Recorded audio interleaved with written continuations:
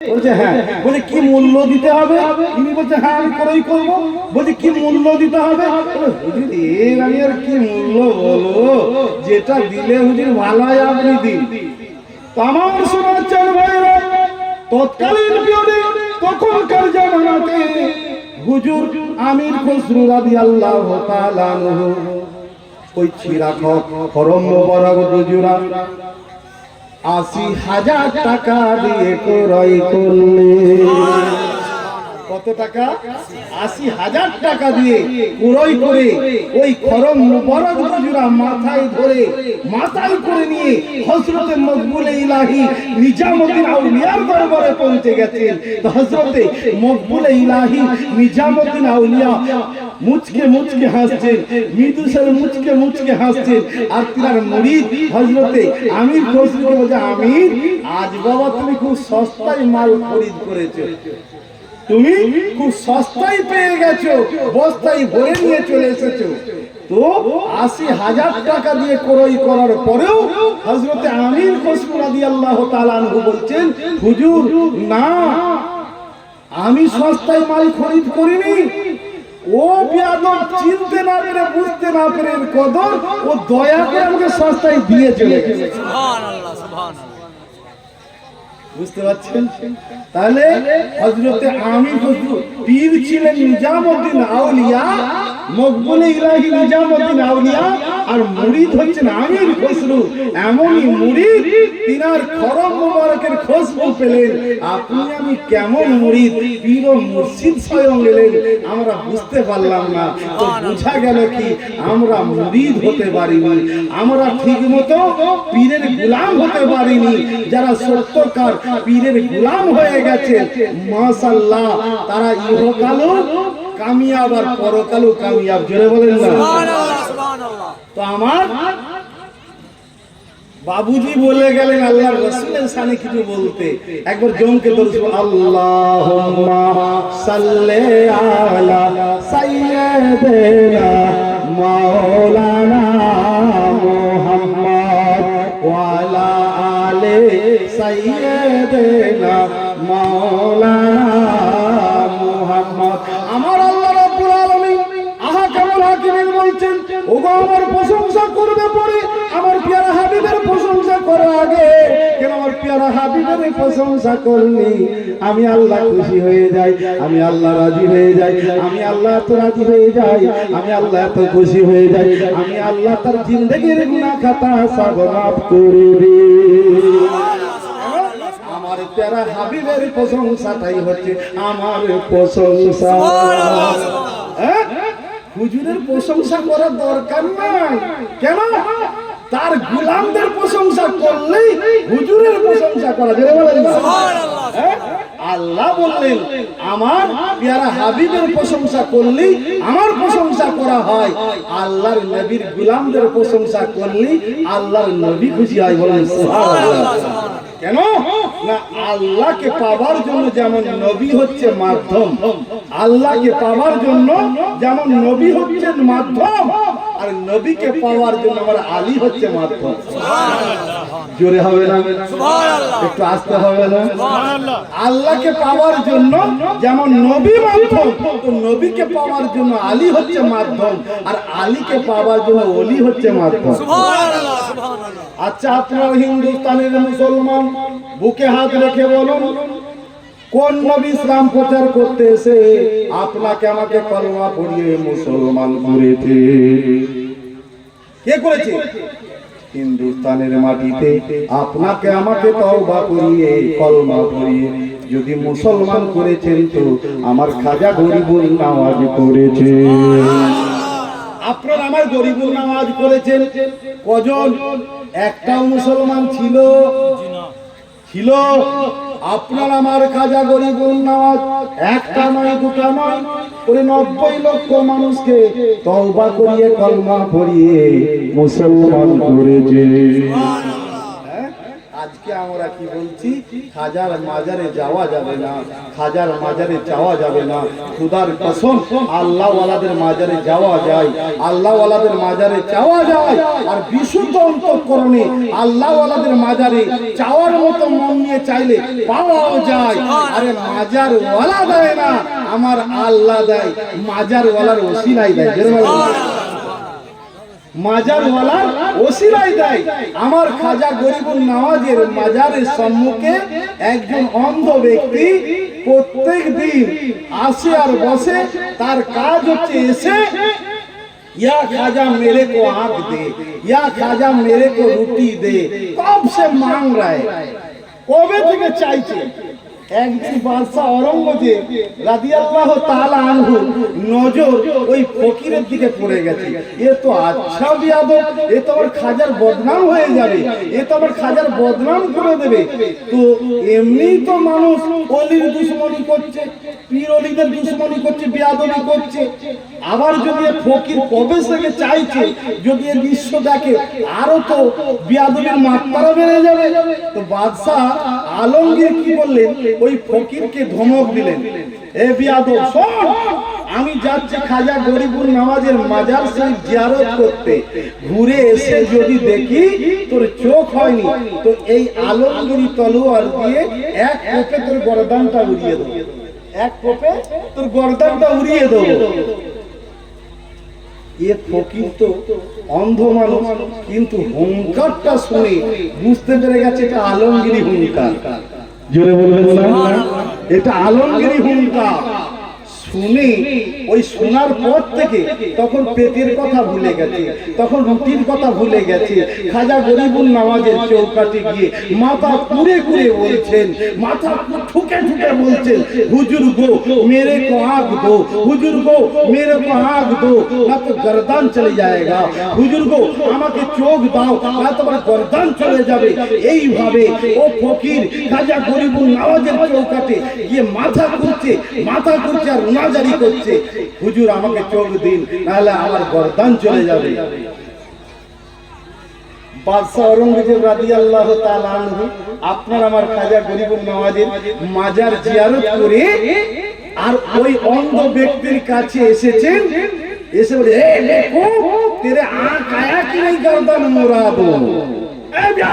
তোমার চোখ এসেছে নাকি গর্দান উড়িয়ে দেবো? যাহা তাই বলেছে। ওই ফকির তখন চমকে বাদশা আলমগীর হুঙ্কার শুনে বাদশা औरंगजेবের দিকে তাকিয়েছে। আল্লাহর কুদরতে খাজা গরিবুল নওয়াজের ওসিলাতে ওই অন্ধের চোখ খুলে দিয়েছে। সুবহানাল্লাহ, সুবহানাল্লাহ। বুঝতে পেরেছেন?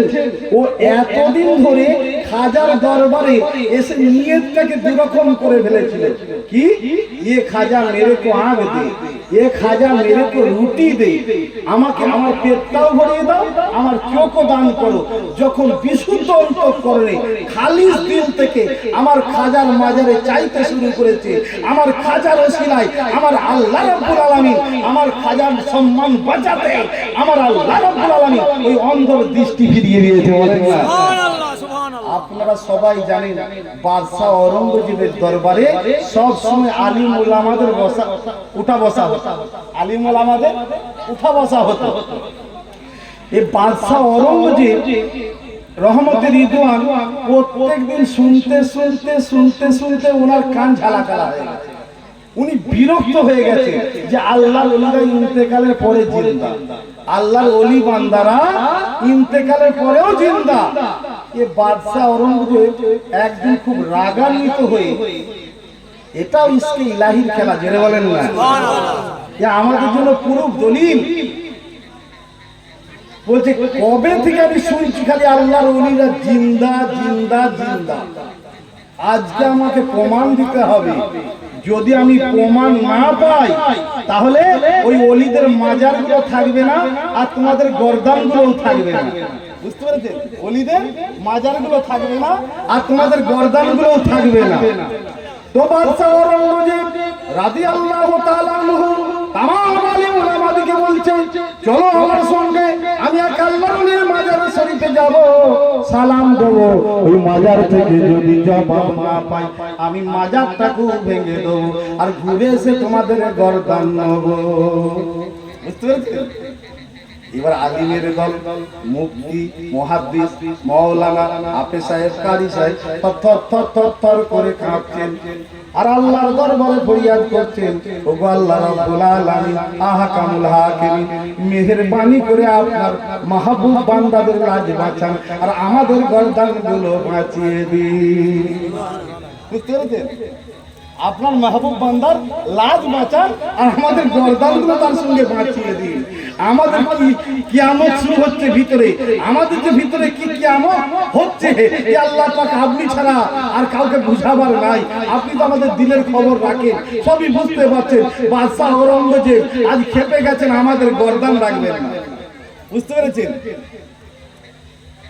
বাদশাহ ঔরঙ্গজেব রহমতের দুয়ান এক আল্লাহর ওয়ালার মাজারে গেলেন, মাজারে গিয়ে সালাম দিলেন, আসসালামু আলাইকুম ইয়া ওলি আল্লাহ।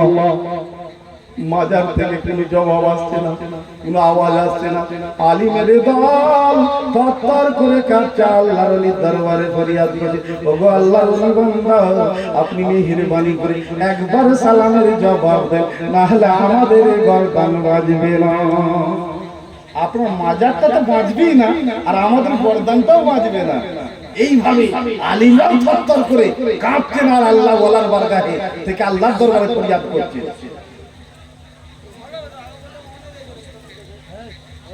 বাদশাহ ঔরঙ্গজেব দ্বিতীয়বার সালাম দিলেন, আসসালামু আলাইকুম ওলি আল্লাহ। মাজার থেকে কোনো সালামের জবাব নাই। তৃতীয়বার সালাম দিচ্ছেন, আসসালামু আলাইকুম ইয়া ওলি আল্লাহ। মাজার থেকে কোনো আওয়াজ নাই। বাদশাহ ঔরঙ্গজেব বলেন, ইসকো তুম লোগ তোড় দো, এই মাজারটাকে তোমরা ভেঙে দাও। বুঝতে পেরেছে? মাজার ভাঙতে ভাঙতে ভাঙতে ভাঙতে বাবাজি একটা নয় দুটো নয় 350 অধিক মাজার ভাঙতে ভাঙতে হিন্দুস্তানের সম্রাট তামাম ওলিদের বিলায়েত দাতা হযরতে খাজায়ে খাজগান গরিব নওয়াজের মাজারে পৌঁছে গেছে। খাজা গরিব নওয়াজের মাজার শরীফে পৌঁছে গেছে। পৌঁছে গিয়ে সালাম দিচ্ছেন, আসসালামু আলাইকুম ইয়া ওলি আল্লাহ। মাজার থেকে কোনো জবাব নাই, কোনো আওয়াজ নাই। আলিমরা তো আরো থরথর করে কাঁপছে। হে হিন্দুস্তানের সম্রাট, তামাম ওলিদের বিলায়েত দাতা, তামাম ওলিদের সরতাজ, আপনার মাজার থেকে যদি সালামের জবাব না পাই আর হিন্দুস্তানের মাজার বলার কিছু থাকবে না। আর এই আপনার গুনাহগার, আল্লাহর এই গুনাহগার বান্দা, আপনার এই মাহবুবের মাহবুব, এই আলিম বান্দাদের আর গর্দান বাঁধবে না। বুঝতে পেরেছেন? দ্বিতীয়বার বাদশাহ ঔরঙ্গজেব সালাম দিলেন, আসসালামু আলাইকুম ইয়া ওলি আল্লাহ। মাজার থেকে কোনো জবাব নাই। তৃতীয়বার সালাম দিচ্ছেন, আসসালামু আলাইকুম ইয়া গরিবুন নওয়াজ। ইয়া গরিবুন নওয়াজ। সঙ্গে সঙ্গে মাজারের ভিতর থেকে সালামের জবাব আসছে, ওয়া আলাইকুম আসসালাম ইয়া হুজ্জাতে আলমগীর। সুবহানাল্লাহ। বুঝতে পেরেছেন? বাদশাহ ঔরঙ্গজেব আপনার আমার খাজার মাজার শরীফের ভিতরে মুরাকাবা মুসাইদাই বসে গেলেন, আদবের সঙ্গে বসে গেলেন। খাজার দিকে দিলের দরজা খুলে চুপচাপ নত শিরে রয়ে গেলেন। আমার খাজা গরিবুন নওয়াজ, আপনার আমার খাজা গরিবুন নওয়াজ বলছে, ও বাদশাহ ঔরঙ্গজেব গো, প্রতিমধ্যে আস্তে আস্তে আস্তে আস্তে যতগুলো মাজারকে তুমি ভেঙে দিয়েছো, ওই মাজারগুলো পুনরায় নির্মাণ করে দাও। আস্তে আস্তে রাস্তায় যত তুমি মাজার ভেঙে দিয়েছো, ওই মাজারগুলো তুমি পুনর্নির্মাণ করো। কেন? প্রত্যেকটা আল্লাহর ওলি নিজ নিজ মাজার শরীফের ভিতরে তারা জিন্দা আছে, সুবহানাল্লাহ, হায়াতে আছে। ও বাদশাহ ঔরঙ্গজেব, তুমি ভেবেছো এই মাজারে সালাম দিয়েছি, মাজারে সালামের জবাব পাইনি, এরা মুর্দা। খোদার কসম, এরা সবাই নিজ নিজ মাজারে জিন্দা, সুবহানাল্লাহ। এরা একটাও নিজের মাজারে থাকেনি। হিন্দুস্তানের যত ওলি সব আমার সঙ্গে মদিনা শরীফ চলে গিয়েছিলেন। আমার সঙ্গে সব মদিনা শরীফ চলে গিয়েছিলেন। আজমিরিতে পাওয়ার হাউস, মদিনাতে পাওয়ার হাউস, আজমিরিতে খুঁটি, আর বিলায়েতের করজনিতে বাবা আমরা তাই তো যাই ছুটি। বলুন সুবহানাল্লাহ। বুঝতে পারছেন না? মদিনাতে পাওয়ার হাউসে নিজেদের রিচার্জ করতে চলে গেছে। এরা সবাই আমার সঙ্গে মদিনা শরীফ চলে গিয়েছিলেন।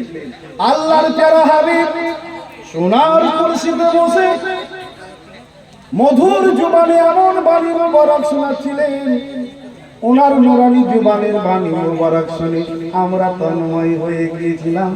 আমাদের পিছনের দিকে কোনো খেয়াল ছিল না। যখন বাবা তুমি প্রথম সালাম দিয়েছো তখন আমরা ছিলাম মদিনায়। কোথায়? জোরে বলুন সুবহানাল্লাহ। তখন ছিলাম মদিনায়। বুঝতে পেরেছেন? যখন প্রথম সালাম দিয়েছিলে তখন ছিলাম আমরা মদিনায়, হুজুরের সম্মুখে বসে। আল্লাহর প্যারা হাবিব বলে, ও আমার বংশের প্রদীপ,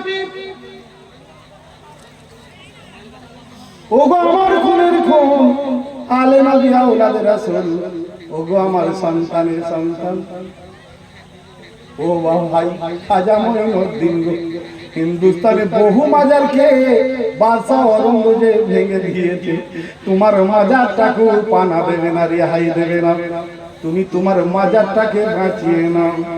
আর যত মাজার ভেঙেছে ওগুলো পুনর্নির্মাণ করার কথা বলে দাও। সুবহানাল্লাহ সুবহানাল্লাহ। আপনারা বুকে হাত রেখে বলুন, যদি মাজার পাকা করা বিদআত হতো তো আমার নবী মুস্তাফা বলতেন যতগুলো হিন্দুস্তানের বুকে বিদআত ছিল বাদশাহ ঔরঙ্গজেব সব মিটিয়ে দিয়েছে।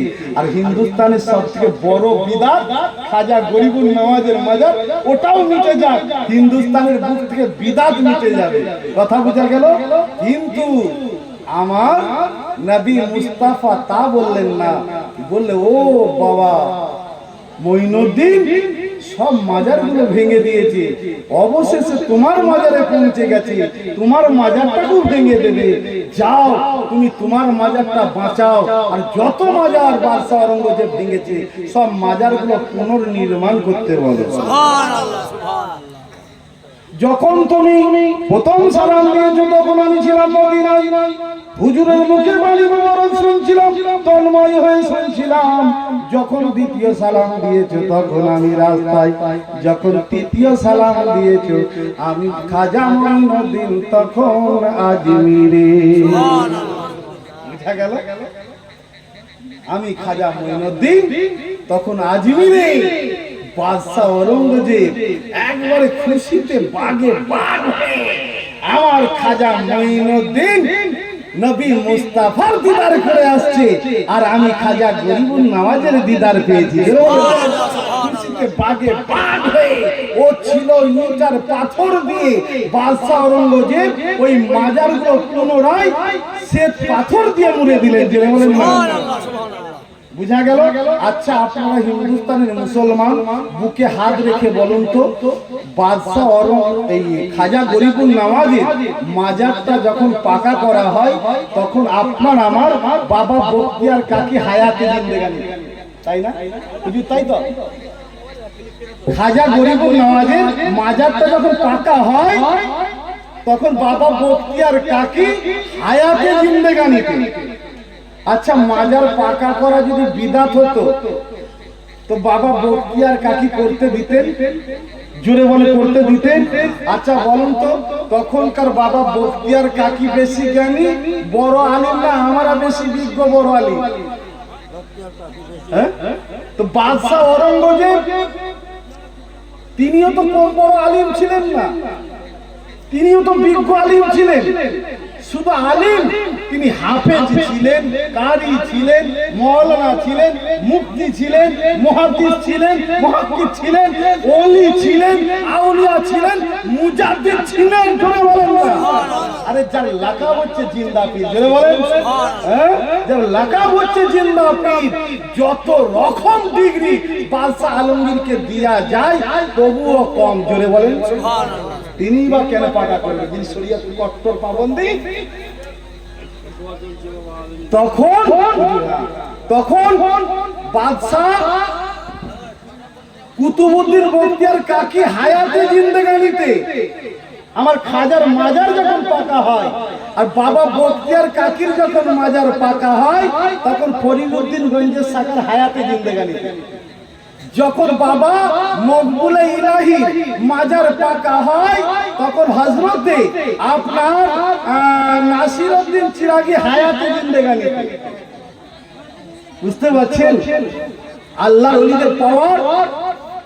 হযরতে মকবুলে ইলাহি নিজামউদ্দিন আউলিয়া রাদিয়াল্লাহু তাআলা আনহু পীর ও মুর্শিদ হযরতে নাসিরউদ্দিন চিরাগি তখন হায়াতে জিন্দেগানিতে। আল্লাহর ওলিদের একের পর এক এইভাবে সিলসিলা চলে আসছে বাবা। যখন হযরত সৈয়দ শাহ খাজা মাজিদুল ইসলাম রাদিয়াল্লাহু তাআলা আনহু, যিনি হুগলি জেলার বাসবাটির সরজমিতে আরাম করছেন, তিনার মাজারটা যখন পাকা হয়, হযরতে জাফরুল ইসলাম তখন হায়াতে জিন্দেগানিতে।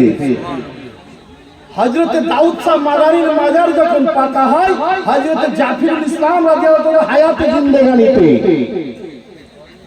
উনার মাজার যখন পাকা হয়, আমার আব্বাজান হযরতে গোলাম দস্তগীর রাহনুমা আর সৈয়দ শাহ খাজা আহসানুল ইসলাম মজিদি সাহেব বাসবাটি, যিনি বর্তমান গদ্দি নাসির, ইনারা হায়াতে জিন্দেগানিতে। জুড়ে বলেন না। ইনার মাজার পাকা হয়েছে আমার হুজুর আল্লামা হযরত সৈয়দ শাহ খাজা ইরফান আলী চিশতি মাদ্দাজিল্লাহু আলী এখনো হায়াতে জিন্দেগানিতে। আর আল্লাহ যেন হায়াতকে দারাজ করে। জুড়ে বলেন আমিন। জুড়ে বলেন আমিন। আল্লাহ ওয়ালারা আমাদের জন্য নিয়ামত।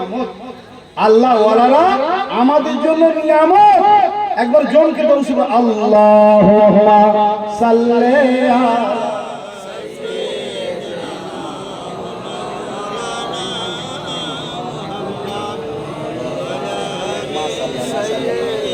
আমাদের হুজুর কিবলার লেখা এই কিতাবটি মাত্র হাদিয়া 20 টাকা। এই 20 টাকার বিনিময়ে এই কিতাবটা আপনারা সংগ্রহ করবেন, মাত্র 20 টাকা। আল্লাহ ওয়ালাদের জীবনী মোবারক করবেন। ইনার নুরানি হাত দিয়ে লেখা এই কিতাব এখন নিতে হবে না, হ্যাঁ আপনারা লাস্টে নেবেন।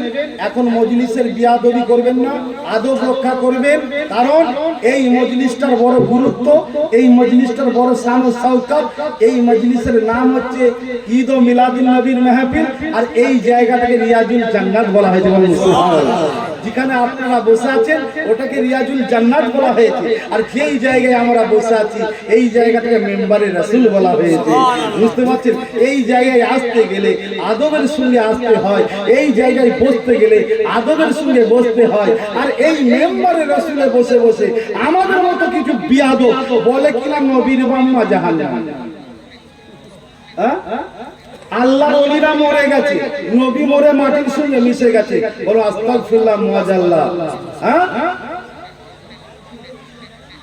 আল্লাহ রাব্বুল আলামিন এত তাদের শান ও শওকত দান করেছেন, এত ইজ্জত দান করেছেন। তো কি বুঝা গেল? আমার আল্লাহ রাব্বুল আলামিন ওলি বান্দাদের এত শান ও শওকত দিয়েছেন, আমার মতো গুনাহগার কি তারিফ করবে? একটা প্র্যাকটিক্যাল আপনাদের দলিল দিই। যখন হাওড়া আমতা রেল লাইনটা তৈরি হয়, হাওড়া আমতা রেল লাইনটা তৈরি হয়, তো হাওড়া জেলা আমতা ওই কলাতলার আগে দেখবেন একটি বাবা মাদাস সাহেবের একটি স্থান আছে। এইগুলো প্র্যাকটিক্যাল দলিল দিচ্ছি গো। আমার খাজা গরিবুল নামাজ কবে পাথরকে আটকে দিয়েছিলেন, আনা সাগরের পানিকে শুকিয়ে দিয়েছিলেন, বলে এগুলো গল্পের কথা, বিশ্বাস করে না। এই তো কয়েক বছর আগেকার কথা, প্র্যাকটিক্যাল দলিল দিচ্ছি। হ্যাঁ, ওই ব্রিজকে ছিঁড়ে গন্ডার ভিতরে ফেলে দিয়েছেন, সৈয়দ বাবার ঘটনা বললাম। তারপরে পরেই এই বাবা মাদাস সাহেব রহমতে রিদওয়ানের নজরগা রয়েছে আপনার ওই আমতা ঢুকবার আগে দেখবেন ডান দিকে ওই জায়গাটার নাম হচ্ছে চাখানার মোড়। প্রত্যেক বছরে মাঘ মাসের প্রথম দিন অর্থাৎ পয়লা মাঘ বিরাট বড় আকারের ওখানে মেলা উদযাপন হয় এবং হাওড়া জেলার যত গায়ক যত বক্তা সব ওই জায়গায় হুজুরের খিদমতে হাজির হয়ে যায়। এক একটা মঞ্চে এক একটা স্টেজে এক একটা গ্রামের বক্তা গায়ক তারা নিয়ে এসছে হার করে, বুঝতে পারছেন না, দাওয়াত দিয়ে। তো মাশাআল্লাহ ওই বাবার থানের ওখানে একটা শেওড়া গাছ আছে। কি গাছ? শেওড়া গাছ বলেন তোরা? শেওড়া গাছ বলেন। শেওড়া গাছ, ওই গাছের ডালকে কেটে তবে লাইনতে পাটটা বিছানো যাবে, সোজা যাবে, বুঝা গেল? তো আল্লাহর ওলি হযরত বাবা মাদাসার রহমতের রিদওয়ান ওই কন্ট্রাক্টরকে, ওই ইঞ্জিনিয়ারকে যারা প্ল্যান দিচ্ছিলেন, সব যোগে দেখা দিয়ে বললেন, বাবা তোমরা শোনো, রেল লাইন করো জনকল্যাণের জন্য, যে রেল লাইন করো জনস্বার্থে আমার কোনো আপত্তি নাই, কিন্তু আমার গাছের একটা ডালকে তোমরা স্পর্শ করবে না। যদি আমার গাছের ডালকে তোমরা কর্তন করো, কেটে ফেলো, আমি আল্লাহর ওলি বাবা মাদাসার রহমতের রিদওয়ান আমি তোমাদের ছেড়ে কথা বলবো না। ওই ইঞ্জিনিয়ার কন্ট্রাক্টর ওই কথাটা, ওই স্বপ্নটাকে বিশ্বাস না করে, স্বপ্ন মনে করে ছেড়ে দিয়ে এক ব্যক্তিকে ডেকে এনেছেন। তারপরে দিন জানেন, কাটারি একটা হাতে ধরিয়ে দিয়ে বাস্তব দলিল দিচ্ছি, আমাকে জিজ্ঞাসা করতে হবে না, নিজে যান, নিজের চোখে দেখেন, নিজেই প্রমাণ পেয়ে যাবেন। ওই এলাকাবাসীকে জিজ্ঞাসা করেন, প্র্যাকটিক্যাল দলিল। ওই ইঞ্জিনিয়ার কন্ট্রাক্টর ওই স্বপ্নকে স্বপ্ন মনে করে বাস্তবে রূপ না দিয়ে কি করলেন, এক ব্যক্তির হাতে কাটারি দিয়ে বলে, ভাই যারে গাছের ডালটাকে কেটে দে। ওই ব্যক্তি গাছে স্পর্শ করা তো দূরের কথা, কাটারি তুলে চোট মারতে যাবে কি, এত জোরে তার গালে থাপ্পড় পড়েছে। প্রকাশ্য থাপ্পড়টা গালে পড়েছে ঠিক কথাই, কাউকে দেখা যায়নি, 5টা আঙুলের দাগ বসে গেছে, বেরে বলেন না। আর এত জোরে খেয়েছে, মাশাআল্লাহ সুবহানাল্লাহ সুবহানাল্লাহ, এত জোরে খেয়েছে যে 4 ঘন্টা তার জ্ঞান ফেরেনি। ওই ইঞ্জিনিয়ার আর কন্ট্রাক্টর তখন তাদের হুঁশ ফিরে গেছে, এর হুঁশ ফেরেনি, কিন্তু কন্ট্রাক্টর আর ইঞ্জিনিয়ারের হুঁশ ফিরে গেছে। কাল রাত্রে ইঞ্জিনিয়ার বলছে আমি স্বপ্নে দেখেছিলাম, কন্ট্রাক্টর বলছেন আমি স্বপ্নে দেখেছিলাম, ওই কথাটা কর্ণপাত করিনি, ওইটাকে স্বপ্ন মনে করে ছেড়ে দিয়েছি। সত্যি আল্লাহর ওলি বান্দা ওই স্বপ্নটাকে বাস্তবে আজকে ঘটিয়ে দিয়েছে। সঙ্গে সঙ্গে গলায় গামছা দিয়ে, কেউ কাপড় দিয়ে বাবার থানে গিয়ে বসে বলছি, ও বাবা আল্লাহর ওলি বাবা মাদাসার রহমতের রিদওয়ান, আমরা বড় ভুল করেছি, আমরা আপনার গাছের ডাল কাটবো না, প্রয়োজন হলে তীরের ধনুকের মতো ওই জায়গায় লাইনটা বেঁকিয়ে দেবো, তবু আপনার গাছে স্পর্শ করবো না। বুঝতে পেরেছেন? পুরো হাওড়া থেকে স্টেট কলাতলার আগে পর্যন্ত ওই লাইনটা স্টেট গেছে, ওই জায়গায় গিয়ে দেখবেন ধনুকের মতো বেঁকিয়ে দিয়ে গাছটাকে পার করে আবার স্টেট গিয়ে আপনার আমতা বাজারে ঢুকে গেছে। জোরে বলেন না সুবহানাল্লাহ। ওলি আউলিয়ার মুখের বলি যেন বন্দুকের গুলি, ওলি আউলিয়ার মুখের বলি যেন বন্দুকের গুলি, ঘোড়া দাবিলে বাবা, ঘোড়া দাবিলে বাবা আর থামে না। ওলি আউলিয়া সাধারণ মানুষ ভেবো না, ওলি আউলিয়া সাধারণ মানুষ ভেবো না রে মন আমার, ওলি আউলিয়া সাধারণ মানুষ ভেবো না। কেন? ওলি আউলিয়া মুখের কথা যেন বন্দুকের টোটা, ঘোড়া দাবিলে বাবা রে আর থামে না, ওরে আর থামে না। ওলি আউলিয়ার মুখের বলি যেন বন্দুকের গুলি, ওলি আউলিয়ার মুখের বলি যেন বন্দুকের গুলি, ঘোড়া দাবিলে বাবা, ঘোড়া দাবিলে বাবা আর কবে না। ওলি আউলিয়া সাধারণ মানুষ দেবো না। আল্লাহ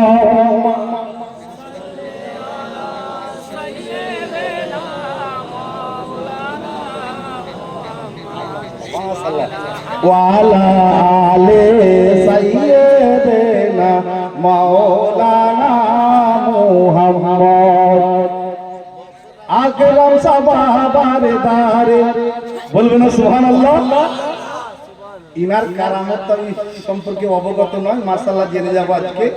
হ্যাঁ, আকরাম সাহাবার দারে